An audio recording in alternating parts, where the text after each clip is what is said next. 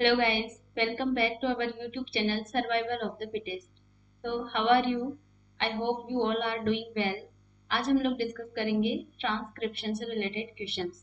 तो transcription prokaryotes में किस तरह से होता है एंड यूकैरियोट के अंदर किस तरह से होता है, ये प्रोसेस देखने के बाद हम लोग जीन रेगुलेशन एंड स्प्लाइसिंग और आरएनए एडिटिंग ये सारे टॉपिक्स पढ़ेंगे तो और ज़्यादा क्लियरली अच्छे से समझ में आएगा. तो उससे पहले ट्रांसक्रिप्शन पढ़ना कंपल्सरी है. ओके, सो ट्रांसक्रिप्शन को समझेंगे. देन उसके बाद किस तरह से मैसेंजर आरएनए फॉर्म हुआ और उसके साथ साथ में स्प्लाइसिंग स्टार्ट हो गई, उसके साथ साथ में किस तरह से 5 प्राइम कैपिंग स्टार्ट हो गई, वो सारे प्रोसेस हम लोग कल वाले वीडियो में डिस्कस करेंगे. तो आज हम लोग डिस्कस करेंगे कि किस तरह से इनिशिएशन होता है ट्रांसक्रिप्शन का, कौन कौन सी प्रोटीन्स वहाँ इन्वॉल्व होती है और बेसिकली ट्रांसक्रिप्शन होता क्या है. ट्रांसक्रिप्शन मीन्स डीएनए से आरएनए का फॉर्मेशन. ओके, सो डीएनए से आरएनए का फॉर्मेशन होता है. तो जैसे डीएनए से डीएनए का रिप्लिकेशन हो रहा था तो उसमें दोनों ही स्ट्रैंड वर्क कर रही थी एक साथ में, लेकिन यहाँ पे सिर्फ वन स्ट्रैंड वर्क करती हैं और वन स्ट्रैंड क्या होती है एज ए टेम्पलेट यूज की जाती है फॉर आरएनए सिंथेसिस. ओके, तो आरएनए का सिंथेसिस भी कौन सी डायरेक्शन में होता है, 5 प्राइम टू 3 प्राइम डायरेक्शन में होगा, लेकिन जो टेम्पलेट की जो डायरेक्शन होती है वो कौन सी होती है, 3 प्राइम टू 5 प्राइम डायरेक्शन होती है. ओके, और यहाँ पे कुछ ऐसी रेगुलेटरी कुछ स्पेसिफिक सीक्वेंस प्रेजेंट रहती हैं जिनकी टर्मिनोलॉजी आपको पता होनी चाहिए कि प्रोमोटर क्या होता है, ऑपरेटर क्या होता है, एनहांसर क्या है, और सिस एक्टिंग एलिमेंट्स कौन से हैं और ट्रांस एक्टिंग एलिमेंट्स कौन से हैं. ओके, तो मैं हर वीडियो के अंदर जो जितने भी हम लोग डिस्कस करते हैं मोलिकुलर बायोलॉजी से रिलेटेड क्वेश्चन, तो उसमें हर वीडियो में बताती हूँ कि सिस एक्टिंग एलिमेंट्स कौन से हैं, ट्रांस एक्टिंग एलिमेंट्स कौन से हैं.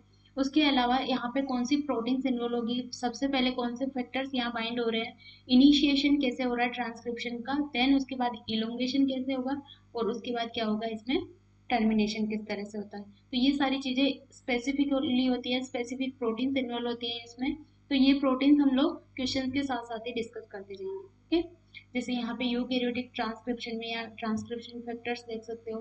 और जो यहाँ पे प्रोटीन आरएनए पॉलीमरेज जो इन्वॉल्व होता है वो क्या होता है, डीएनए डिपेंडेंट आरएनए पॉलीमरेज है, क्योंकि डीएनए को यूज करके वो क्या बना रहा है, आरएनए का सिंथेसिस कर रहा है. ओके, तो क्वेश्चन स्टार्ट करते हैं. First question is, in bacteria heat shock response is primarily controlled by. तो बैक्टीरिया के अंदर जो आरएनए पॉलीमरेज होता है उसके अंदर काफी सारी ऐसी सब यूनिट्स प्रेजेंट रहती हैं, अल्फा बीटा बीटा डैश. तो अल्फा सब यूनिट होती है वो कोर सब यूनिट होती है, वो कैटालिटिक सब यूनिट होती है, उसमें काफी इंपॉर्टेंट रोल प्ले करती है, वही इनिशिएशन को स्टार्ट करवाती है. ओके, सॉरी, सिग्मा सब यूनिट. ओके, तो सिग्मा सब यूनिट क्या करती है, यहाँ पे अलग अलग टाइप की सिग्मा सब यूनिट प्रेजेंट रहती है जो अलग अलग टाइप के जीन के एक्सप्रेशन को रेगुलेट करती है. तो यहाँ पे क्या पूछा है, heat shock response is primary control by. तो हीट शॉक रेस्पॉन्स को कंट्रोल करता है सिग्मा 32. ओके, इसका आंसर क्या हो जाएगा, यहाँ पे ये अलग अलग टाइप के सिग्मा दे रखे हैं, इन सारे सिग्मा के फंक्शंस मतलब इनका जीन ये किसको कंट्रोल करते हैं वो सब आपको पता होना चाहिए. लाइक सिग्मा 70 क्या है, ये मोस्ट ऑफ जीन का ट्रांसक्रिप्शन जो भी ट्रांसक्रिप्शन होता है उसको रेगुलेट करता है. मीन्स ये क्या है, ये सबसे ज़्यादा स्पेसिफिक टाइप का सिग्मा फैक्टर है. उसके बाद सिग्मा 54 नाइट्रोजन फिक्सेशन में वर्क करता है, नाइट्रोजन फिक्सेशन को रेगुलेट करता है, नाइट्रोजन फिक्सेशन में इन्वॉल्व होने वाले जीन्स का ट्रांसक्रिप्शन करवाता है. देन सिग्मा 38 क्या करता है, gene expression during the starvation and stationary phase. Stationary phase के दौरान क्या करता है, ये जीन का एक्सप्रेशन करवाता है.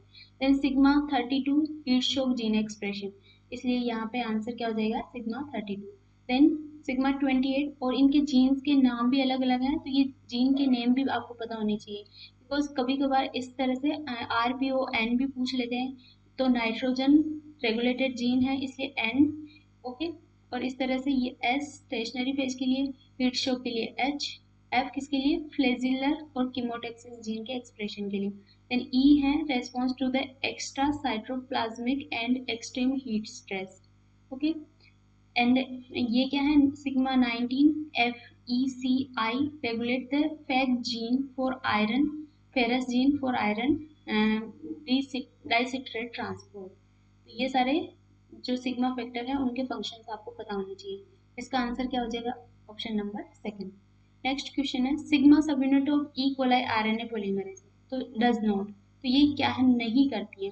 तो initiate transcription and fall off during elongation. तो सिग्मा फैक्टर आके बाइंड होता है, जैसे ही प्रोमोटर क्लियरेंस होता है, प्रोमोटर से आगे बढ़ता है आरएनए पॉलीमरेज, ये वहां से डिसोशिएट हो जाता है, तो इलोंगेशन के टाइम ये क्या हो जाएगा, fall off. Then next, increase affinity of the core enzyme to the promoter, ये भी करवाता है, ये कोर एंजाइम की जो प्रोमोटर के साथ एफिनिटी है उसको भी इंक्रीज करवाता है। Then bind to DNA independent of the core enzyme. तो ऐसा कुछ भी नहीं होता है, ये कोर एंजाइम के ऊपर डिपेंड होता है कि किस तरह से ये डीएनए से बाइंड करेगा, क्योंकि ये एफिनिटी को बढ़ाता है या घटाता है। तो ये रॉन्ग हो जाएगा। उसके बाद ensure specificity of transcription by interacting with the core enzyme, ये भी बिल्कुल करेक्ट है। तो ऑप्शन नंबर थर्ड क्या हो जाएगा इसका, डज नॉट कुछ है, ऑप्शन नंबर थर्ड वाला जो ये स्टेटमेंट है, ये वाला फंक्शन ये नहीं करवाता। देन नेक्स्ट है, ये अभी दिसंबर 2019 में पूछा गया क्वेश्चन है, presence of sigma factor in Escherichia coli facilitate. तो क्या फैसिलिटेट करता है ये, sequence specific localization of RNA polymerase on the promoter region of gene. तो जो आरएनए पॉलीमरेज का जो प्रोमोटर के ऊपर जब बाइंड होता है आरएनए पॉलीमरेज, तो उसका सीक्वेंस स्पेसिफिक लोकलाइजेशन करवाता है ये सिग्मा फैक्टर। ओके, फॉस्फोराइलेशन ये सब चीजें नहीं होगी, तो ऑप्शन नंबर इसका फर्स्ट ही करेक्ट है यहाँ पे।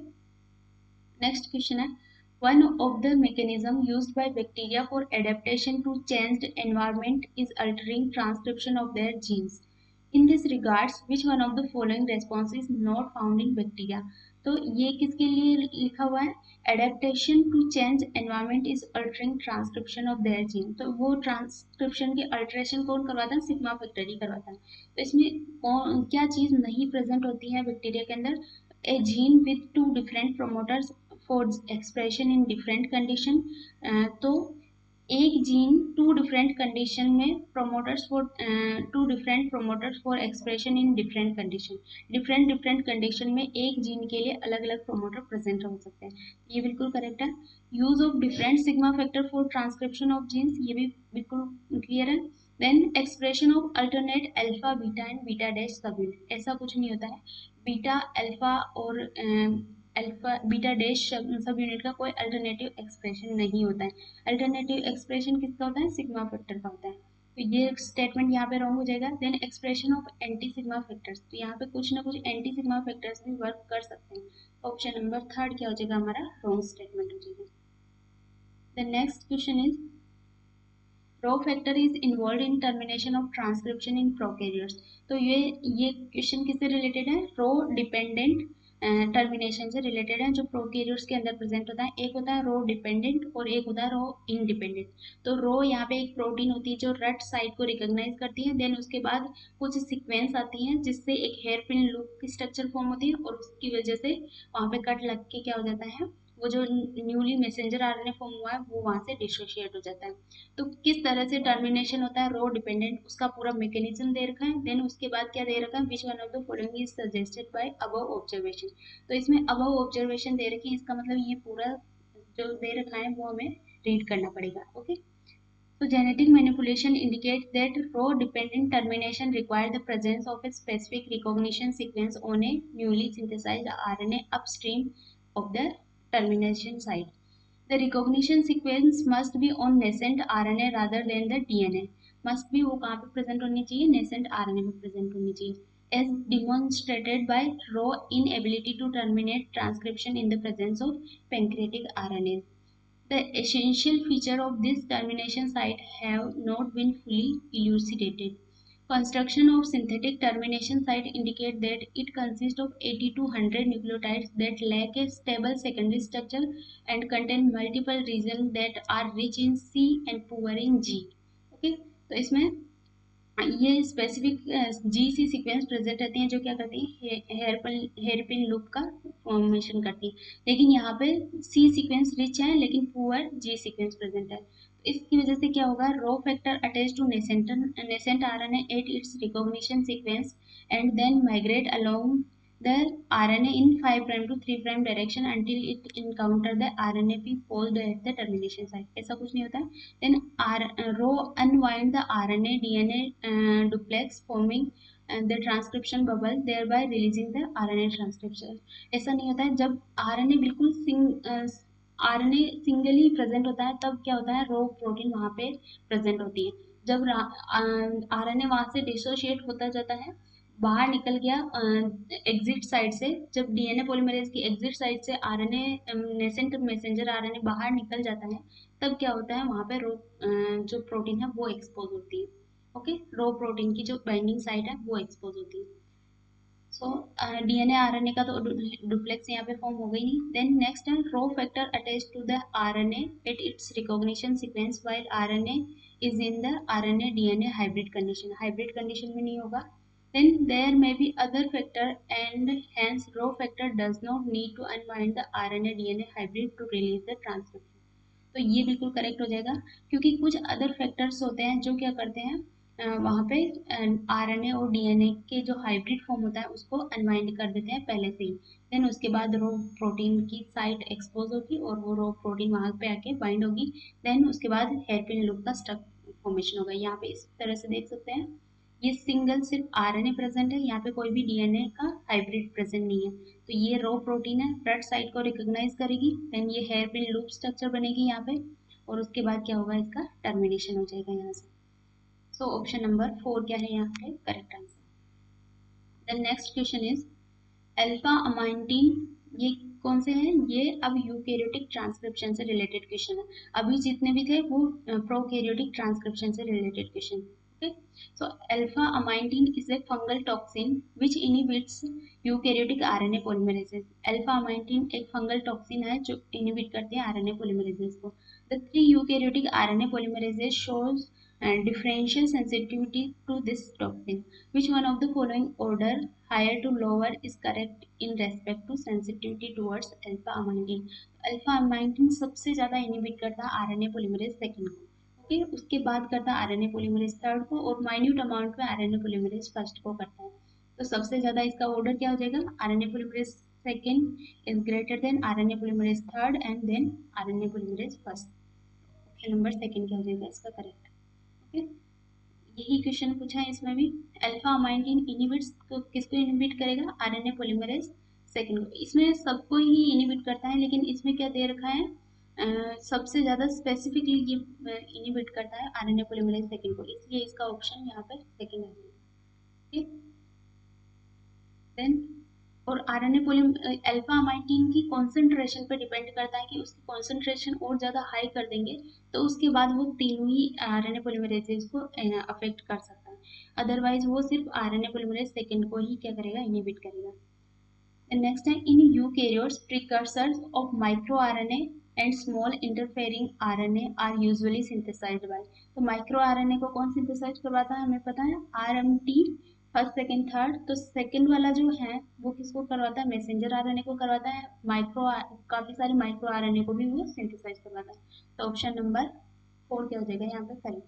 नेक्स्ट है which one of the following are not transcribed by RNA polymerase second. इस तरह से क्वेश्चन में देख सकते हो। अभी इसमें क्या पूछा, जून 2017 इसमें नॉट ट्रांसक्राइब्ड पूछा था 16 में, देन जून 2002 में वापस उसी से रिलेटेड एक क्वेश्चन आ गया। तो इसी तरह से क्वेश्चन का रिपीटेशन होता है, सिर्फ यहाँ पे कुछ स्टेटमेंट्स चेंज कर देते हैं। Okay, so following are not transcribed by RNA polymerase second. कौन ट्रांसक्राइब नहीं होता है, एमआईआरएनए, सम स्नर्प आरएनए ये भी होते हैं, miRNA, sno RNA, messenger RNA, sno RNA and transfer RNA. तो ट्रांसफर आरएनए किससे होता है, आरएमटी फर्स्ट सेकंड थर्ड, तो थर्ड से होता है ट्रांसफर आरएनए। तो ऑप्शन नंबर 4 क्या हो जाएगा यहाँ पे रॉन्ग हो जाएगा। बाकी ये सारे मैसेंजर आरएनए, ये सारे आरएनए किससे बाइंड होते, किससे सिंथेसाइज होते हैं, आरएनए पॉलीमरेज सेकंड से। तो नेक्स्ट टाइम हो सकता है इसमें ऐसा भी क्वेश्चन आ जाए कि स्नो आरएनए किससे सिंथेसाइज होता है। ओके, तो ये सारे स्टेटमेंट आपको पता होना चाहिए।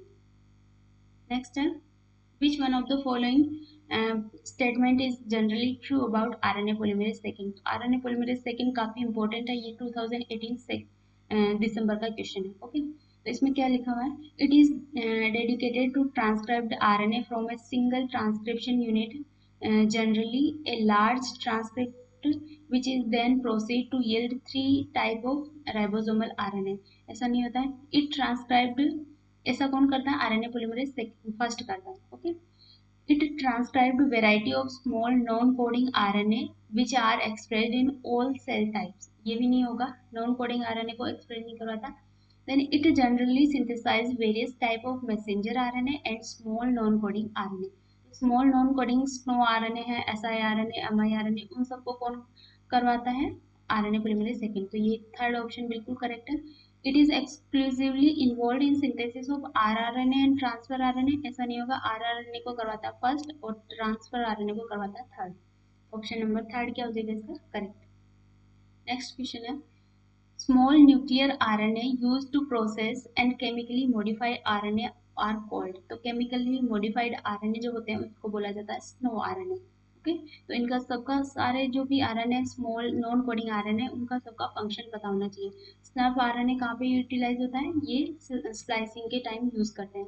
स्नो आरएनए केमिकली मॉडिफिकेशन में आरआरएनए के अंदर। तो ऑप्शन नंबर थर्ड क्या हो जाएगा करेक्ट। इन सारे आरएनए का फंक्शन यहाँ पे देख सकते हैं। स्नो आरएनए कहाँ पे यूज होगा? Use to process and chemically modify rRNA. तो डी का क्या हो जाएगा फोर, डी का फोर टू ऑप्शन के अंदर दे रखा है। देन उसके बाद mRNA का हमें पता है ये क्या करता है? जीन का रेगुलेशन करता है और किसके थ्रू करता है? ट्रांसलेशन को ब्लॉक करके। So regulate gene expression by blocking translation of selective messenger RNA. किसी सेलेक्टिव मैसेंजर आरएनए में क्या करता है? ट्रांसलेशन को ब्लॉक करता है। तो सी मस्ट बी सेकेंड, सी का सेकेंड हो जाएगा। ओके, देन उसके बाद siRNA भी इसी तरह से जीन साइलेंसिंग करता है, लेकिन ये किस किस तरह से करेगा? उस मैसेंजर आरएनए को ही डिग्रेड करवा देता है। तो turn off gene expression by directing degradation of selective messenger RNA. तो सेलेक्टिव मैसेंजर आरएनए का डायरेक्ट डिग्रेडेशन करवा देता है siRNA। So B must be first, B का फर्स्ट हो जाएगा। देन snRNA क्या करवाता है? Function in a variety of processes including splicing of pre messenger RNA. तो प्री मैसेंजर आरएनए की स्प्लाइसिंग में इन्वॉल्व होते हैं snRNA। Okay, so A must be third. तो ए का थर्ड यहाँ पे ये पूरा मैच हो रहा है। यहाँ पे ऑप्शन नंबर सेकंड क्या हो जाएगा करेक्ट। नेक्स्ट है, genetic studies demonstrated that tata binding protein mutant cell extract are deficient in transcription of genes from all three promoters with class first second and third. जो eukaryotes के अंदर जो promoters present रहते हैं RNA polymerase के first promoter, RNA polymerase first का promoter second and third. Okay, तो उसके अंदर जब इनिशिएशन होता है ट्रांसक्रिप्शन का तब क्या होता है? एक स्पेसिफिक ट्रांसक्रिप्शन फैक्टर आके बाइंड होता है, transcription factor second D. Okay, तो उसके साथ में वो किस तरह से बाइंड होगा? उससे पहले एक टाटा बाइंडिंग प्रोटीन आके बाइंड होती है जो किसको रिकॉग्नाइज करती है? TATA box. एक टीए रिच सीक्वेंस होती है, थाइमिन एडेनिन रिच सीक्वेंस होती है, उसको क्या करती है? रिकॉग्नाइज करती है। और जैसे ही टाटा बाइंडिंग प्रोटीन आके बाइंड होगी, और यूकैरियोट्स के अंदर टाटा बाइंडिंग प्रोटीन जो होती है वो क्या होती है? माइनर ग्रुप से बाइंड होती है। लेकिन प्रोकैरियोट्स के अंदर मेजर ग्रुप से हेलिक्स टर्न हेलिक्स टाइप की डीएनए बाइंडिंग प्रोटीन होती है जो क्या करती है? मेजर ग्रुप से बाइंड होती है। तो ये डिफरेंस भी पूछ सकते हैं कि प्रोकैरियोट्स के अंदर मेजर ग्रुप से बाइंड होगी और यूकैरियोट्स के अंदर वो क्या करती है? इससे माइनर ग्रुप से बाइंड होती है। ओके, सो इसमें क्या लिखा हुआ है? Following statement describe characteristic features of TATA binding protein. TATA binding protein के कुछ यहाँ पे स्टेटमेंट्स दिए हुए हैं। Is considered as an universal basal transcription factor. ये बिल्कुल करेक्ट है क्योंकि ये यूनिवर्सल बेसल ट्रांसक्रिप्शन फैक्टर है जो क्या करते हैं? टाटा बाइंडिंग प्रोटीन को रिकॉग्नाइज करवाती है, टाटा बॉक्स को रिकॉग्नाइज करती है। तो ऑप्शन नंबर ए तो करेक्ट है। उसके बाद TATA binding protein is not required for transcription of archaeal gene. ऐसा नहीं होता है, ये सबके लिए ही रिक्वायरमेंट होती है। ओके, प्रोकैरियोट्स के अंदर भी और यूकैरियोट्स के अंदर भी। तो ये भी रॉन्ग हो जाएगा। उसके बाद TATA binding protein is involve in recognising TATA box. ये बिल्कुल करेक्ट है।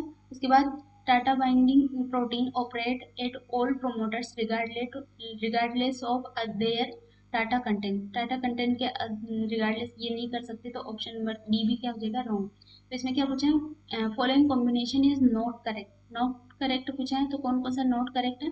B and D. Okay, option number third क्या हो जाएगा इसका correct. Next question is a highly specific inhibitor that target the phosphorylation activity of transcription factor second H is added to an in vitro transcription reaction.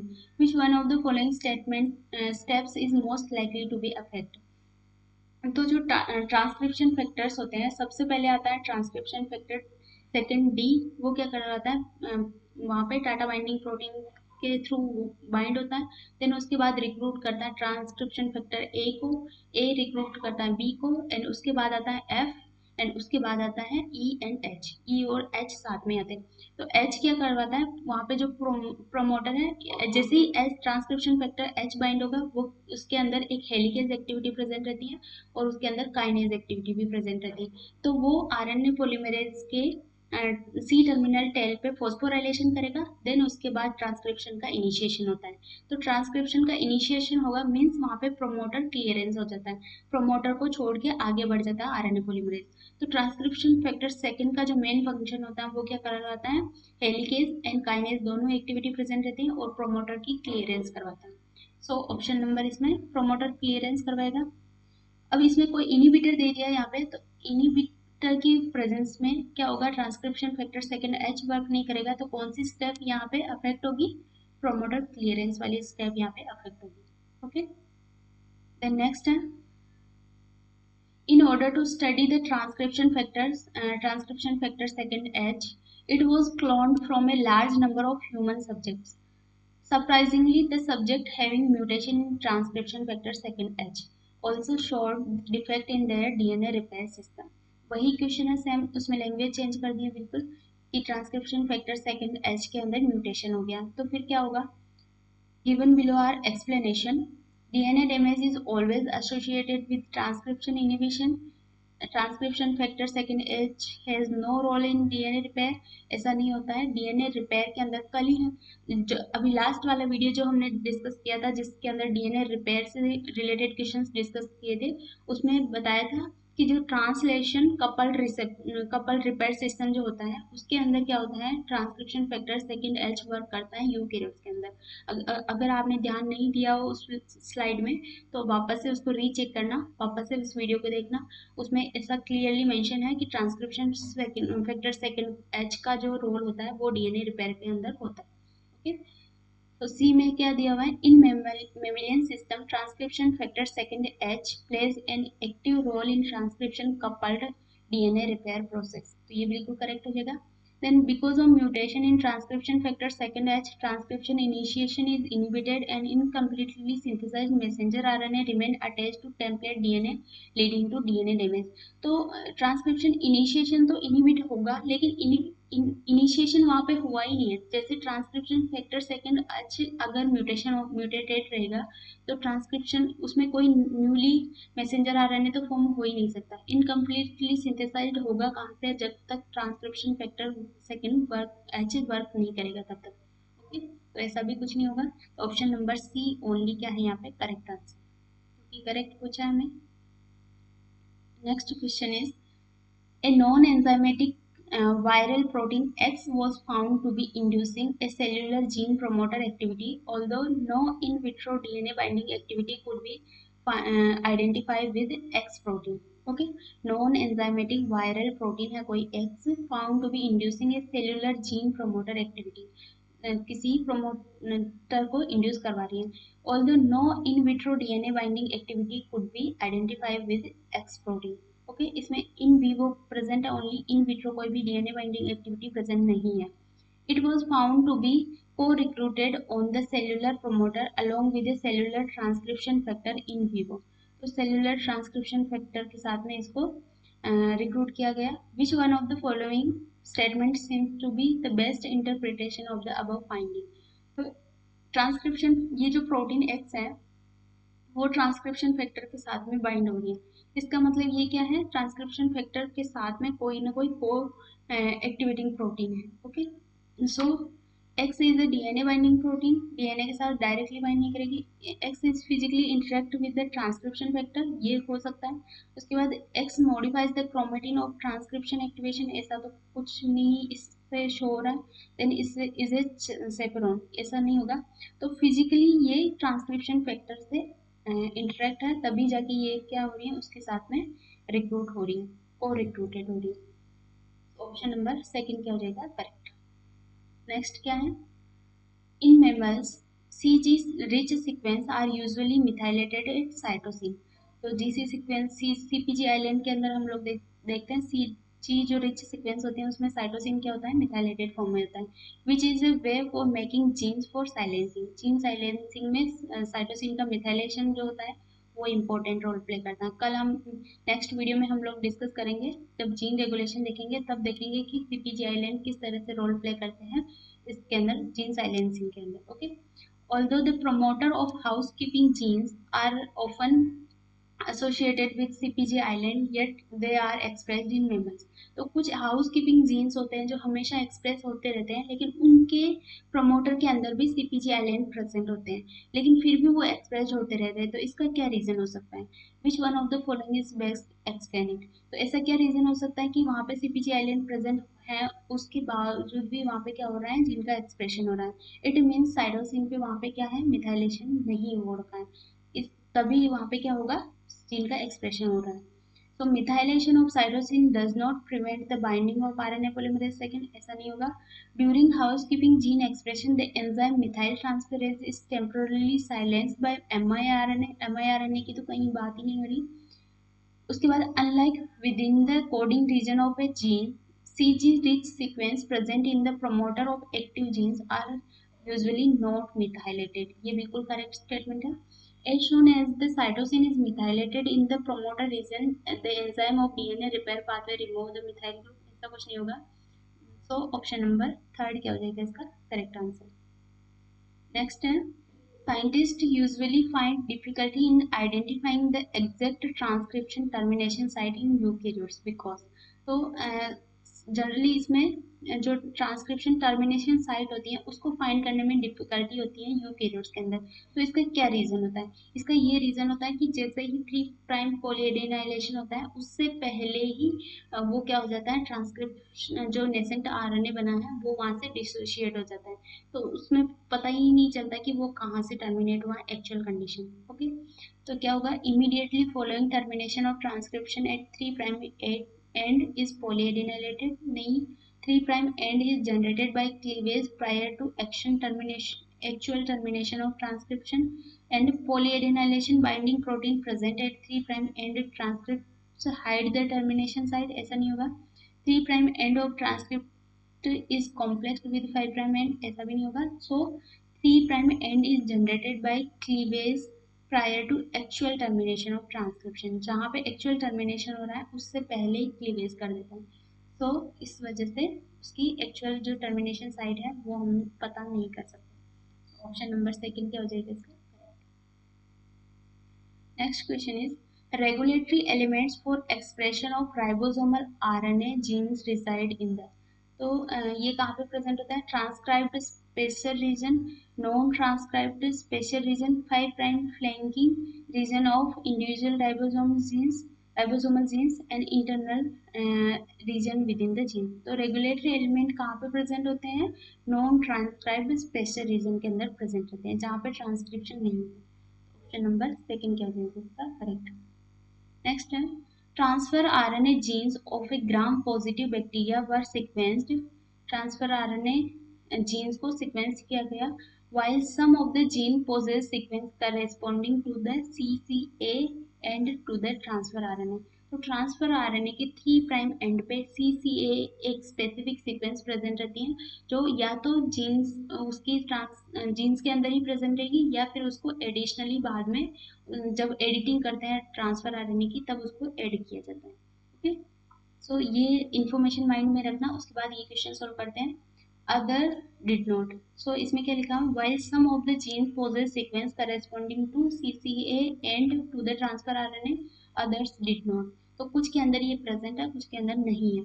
Interestingly, even the genes that left the sequence corresponding to the CCA and of the transfer RNA were found to code for a functional transfer RNA। This is because, तो जिसके अंदर ये sequence नहीं है वो भी functional transfer RNA को code कर रहा है। तो इसका क्या रीजन है, क्योंकि ये सीसीए सीक्वेंस बाद में ऐड कर दी गई है।